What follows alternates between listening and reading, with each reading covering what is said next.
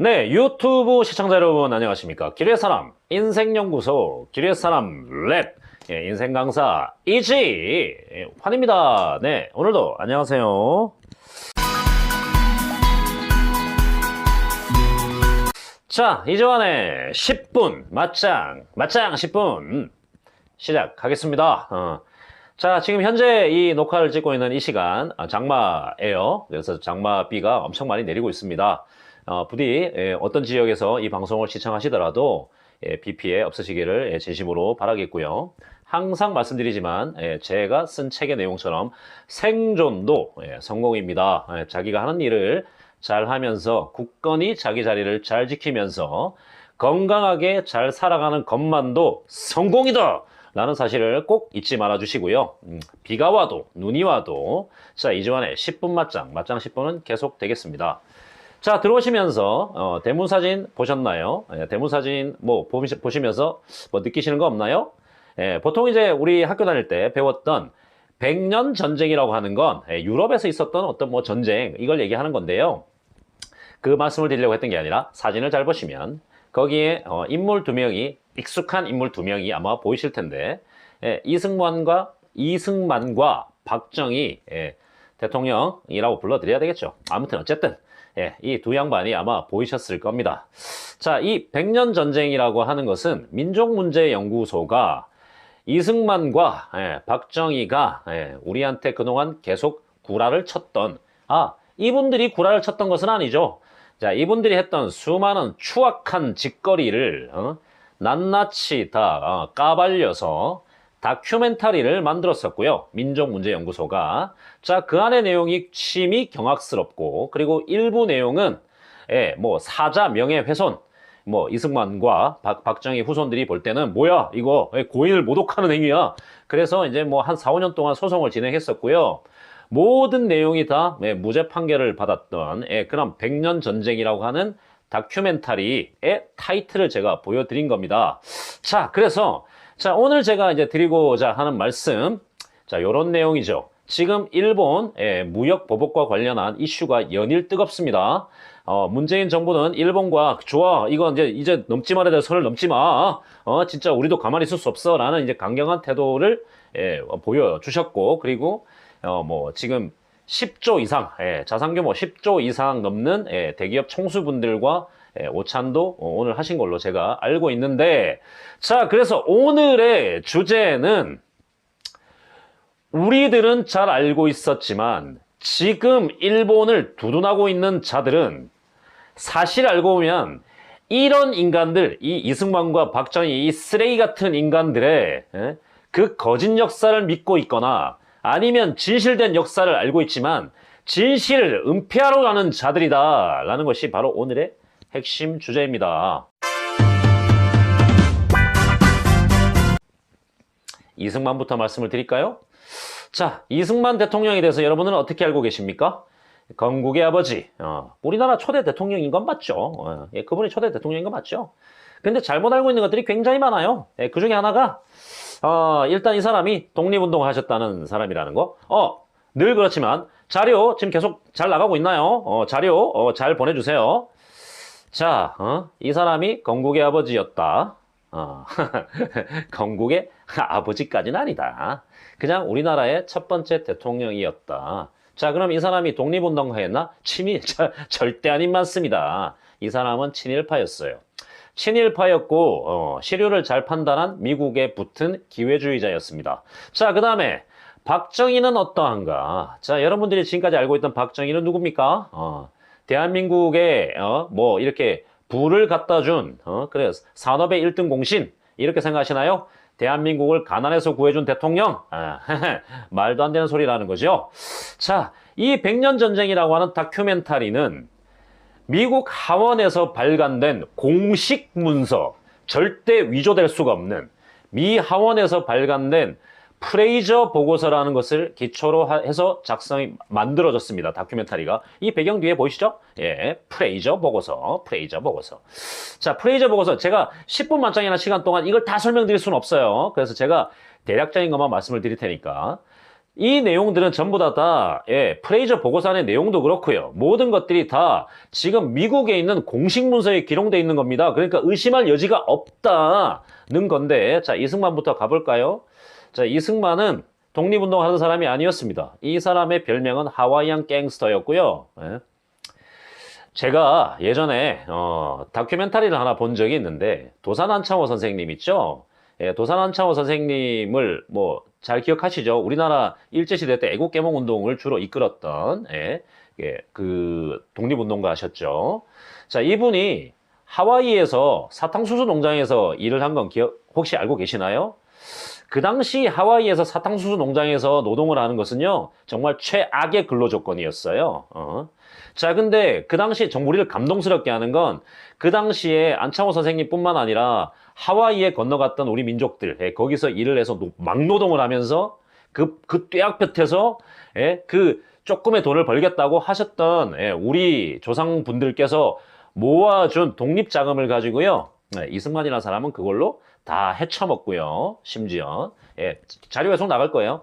돈 다 헤쳐먹고 그걸로 고급차 사서 그걸로 폭주정 놀이하고 다니고요. 이승만 박사라고 알고 계신 분들이 많은데 박사 학위는 있지도 않고요. 그리고 독립운동 같은 건 해본 적도 없는 그런 사람이고요. 일찌감치 미국이라는 데에 건너가서 기회주의자였기 때문에 시류 판단을 잘해서 미국에 있는 사람들하고 짜웅짜웅짜웅 잘 먹고 나중에 해방이 되었을 때 마치 독립운동하는 사람처럼 한국에 기어들어와서 그래서 미국의 뒷배를 얻어 대통령까지 당선된 그런 어떻게 보면 친일파였습니다. 근데 우리는 이승만을 건국의 아버지 이런 이름을 붙이는 거죠. 절대 아니다라는 거. 지금 제가 계속 말씀드리고 있는 부분은 프레이저 보고서에 있는 내용 중에 여러분들이 충격받으실 내용만 제가 말씀을 드리고 있는 거예요. 자, 그러고 난 다음에 제가 일전에 김구 그리고 이승만 이 두 분의 역사 비틀어 보기에서도 말씀을 드렸지만 이승만이라는 사람은 끊임없이 자신의 부정축제와 그리고 우리 자기가 독립운동 했다는 그런 개구라를 치면서 민족의 분열, 우리 남과북으로 갈리게 됐잖아요. 그런 거에 대해서는 수수방관했고요. 그냥 자기는 그냥 나만의 대통령으로 만족했고요. 그러다가 급기야는 4.19 의거로 쫓겨난 그런 대통령이죠. 이런 사람을 현충원에 지금 누워있다는 사실 자체가 쪽팔린 일이고요. 빨리 파서 딴 데로 이장하기를 바라는 마음이죠. 자, 이승만에 대한 내용이고요. 그 다음에 이제 박정희 제가 이거부터 말씀드릴게요. 우리 학교 다닐 때 혹시 그거 기억나세요? 경제개발 5개년 계획? 박정희가 한 거라고 생각하시죠? 박정희는 쿠데타로 그냥 대한민국을 전복시켜서 대통령이 된 사람이에요. 그까지는 이해하시죠? 근데 박정희가 무슨 경제발전을 이룬 사람이다? 프레이저 보고서 내용을 보면 박정희는 그런 생각을 한 적이 없어요. 사실 경제개발 5개년 계획의 계획 자체도 사실은 미국에서 나왔다. 물론 이 말도 썩 듣기 좋은 말은 아닙니다. 그러나 우리나라는 그 당시에 굉장히 못 살았기 때문에 미국이 어떻게 일본의 그 히로시마 나가사키에 원자탄 떨어뜨리면서 일본을 굴복시키고 난 다음에 그 신탁 통치로 남한에 대한 어떤 통치권을 가질 수 있게 되었거든요. 근데 그러다 보니까 우리가 너무 못 살고 전쟁까지 치르고 난 상태였기 때문에 미국이 원조를 해줬어야 돼요. 근데 미국도 자꾸 원조를 해주다 보니까 자기들도 부담스러웠던 거죠. 그래서 박정희한테 처음에는 박정희가 쿠데타를 일으킬 것도 예상을 못하고 있다가 갑자기 이렇게 돼버린 상태에서 박정희 저 새끼를 어떻게 해야 되나 고민을 하다가 나중에는 박정희를 이용하기로 하죠. 그러고 난 다음에 경제개발 5개년 어쩌고 하는 것도 박정희한테 미국이 시킨 거다. 박정희 머릿속에는 아무것도 없었다.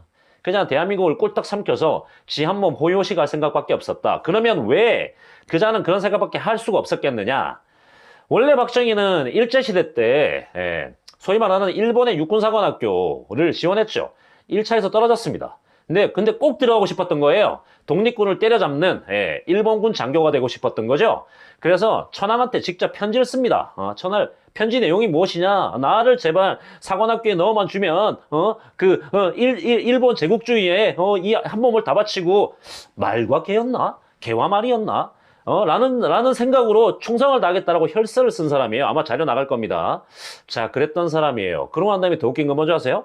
일제시대가 끝나고 난 다음에 박정희는 그 다음에 더 충격적인 거. 박정희는 그 다음에 조선 남노당 남한노동당이라고 부르나요? 아무튼 남노당. 남노당에 들어간 빨갱이였어요. 박정희가. 충격 받으시지 않았나요? 박정희는 빨갱이였다. 근데 마치 빨갱이하고 싸운 사람으로 알고 계시죠? 절대 아니에요. 시류가 변하면서 시류에 편승해서 나중에 나는 공산당이 싫어요 라고 변절한 사람이죠. 원래는 해방 이후에는, 해방 전에는 독립군 때려잡던 장교, 해방 이후에는 빨갱이였어요. 진짜 오리지널 빨갱이. 왜 그러면 박정희의 후예들, 지금 자유한국당, 박근혜, 이 끈앞풀들, 우리가 이 끈앞풀들을 토착외구라고 부르는 이유가 이제 확실해지는 거죠. 박정희 자체가 친일파였고, 그 다음에 빨갱이 짓을 하다가 자기가 신분 세탁을 했다, 나중에. 근데 오히려 지금 그 당의 후예들이, 자기들과 지금 반대되는 사람들을 보고 빨갱이라고 그동안 해왔다는 거죠. 기가 막힌 노릇 아닙니까? 자, 그리고 자료 계속 나갈 건데요. 박정희가 일본하고 협상을 하면서 받아 처먹은 돈이 얼마냐? 2조. 예. 그 넘는 돈, 그 돈이 다 어딜 갔을까요? 우리나라의 경제에 쓰였다고 생각하세요? 절대 아니에요. 상당 부분은 지가 다 헤쳐먹었다. 그럼 그 헤쳐먹은 돈을 다 못 헤쳐먹고 갔으니까 누구한테 넘어갔을까요? 당연히 박근혜한테 넘어갔겠죠. 자, 이것이 바로 우리나라 정치사에 대단한 대통령이라고 칭송받는 두 사람의 민낯입니다. 아주 추악한 과거죠. 계속 거듭해서 말씀드리지만 이 내용들은 지금 누군가가 날조한 내용이 아닙니다. 미국의 공식 문서에 그대로 나와 있는 거예요. 프레이저 보고서라는 거에. 자, 그러면 미국은 이 프레이저 보고서라는 걸 왜 만들었느냐? 그것이 중요하죠. 미국은 그 당시에 그때가 냉전 시대였거든요. 그냥 소련이라고 하는, 그 다음에 중공, 그 당시에는 중국이 공산당, 중공이 아시아 지역을 제패해서 막 이렇게 밀고 내려오는 게 싫었던 거예요. 근데 그래서 끊임없이 남쪽을 일본은 이미 먹었으니까 자기들이 먹은 상태에서 우리나라 그러니까 우리나라까지도 자기들의 관할에 놓고 계속 예의주시했어야 되는데, 자기들은 태평양 멀리 있으니까, 어떻게 전부 다 일일이 컨트롤할 수는 없고, 꼭두각시를 세우는 과정, 그리고 우리나라를 갖다가 미국의 지배하에 놓는 과정 속에서 우리나라 이 근대사회에서 일어났던 수많은 복잡한 것들을 일일이 다 기록을 했던 겁니다. 그게 바로 프레이저 보고서라고 하는 거고요. 그 안에 들어있던 이런 충격적인 내용만 제가 잠깐 말씀을 드린 건데, 자, 이제 본론으로 넘어가서 일본과의 무역 보복에서 저는 끊임없이 지금 시리즈를 통해서 계속 말씀을 드리고 있습니다. 우리가 왜 내부에서 우리를 분열시키는 자유당 같은 그런 당의 책동에 우리가 휘말려 들지 않으려면 자유당, 조선일보, 그 다음에 대기업 재벌들, 이런 집단들이 하는 짓에 우리가 놀아나지 말아야 되냐면, 지금 이 시대에도 친일파가 없을 것 같나요? 토착 왜구가 없을 것 같나요? 정말 심각할 정도로 심하게 준동하고 있다. 그리고 알게 모르게 아주 탄탄하게 잘 키워져 가고 있어요. 우리가 잠깐 정신줄을 놓는 사이에 이들의 논리에 빠지고, 그리고 이들의 세력 속에 들어갑니다. 이들의 세력 속에 들어가면 어떤 일이 벌어지는 줄 아세요? 이 사람들은 애초에 대한민국이라는 나라 자체엔 관심이 없어요. 자신들의 부귀영화와 자신들의 자손이 대대손손 잘 먹고 잘 살기만을 바라는 거죠. 그래서 일본과의 무역전쟁은 단순하게 일본하고의 맞짱을 뜨는 것만이 중요한 것이 아니에요. 이런 일을 통해서 우리가 단순하게 애국심만을 보여주는 것이 아니라, 이런 기회를 통해서 내부의 적이 누구였는지를 정확하게 가려볼 수 있는 기회가 된다는 거죠. 자, 이 방송을 시청해주시는 시청자 여러분들께서는 좀 더 큰 눈을 뜨시고 세상을 잘 보십시오. 그리고 지나간 역사라고 생각하지 마세요. 지나간 역사의 후손들이 전부 다 지금도 우리 주변에서 암약하고 있다는 사실을 꼭 명심해 주시기 바라겠습니다. 제가 일본과의 무역전쟁과 관련해서 이건 역시도 붙여서 제가 방송을 했는데요. 또 앞으로도 이런 내용을 얼마나 더 할지는 모르겠습니다. 힘을 주시고 응원을 주시면 앞으로도 더 많은 정보로 이렇게 또 만나뵐 수 있도록 할게요. 자, 이렇게 또 이지환의 10분 맞짱 마치도록 하겠습니다. 감사합니다.